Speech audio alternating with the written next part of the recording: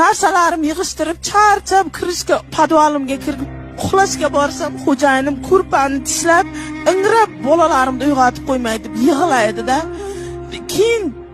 xo'jayinimni yig'laganiga chidolmay, "Ey Xudo, agar jon kerak bo'lsa, meni jonimda, lekin xo'jayinim hayotga qaytsin, tuzalib ketsin" deb Allohga nola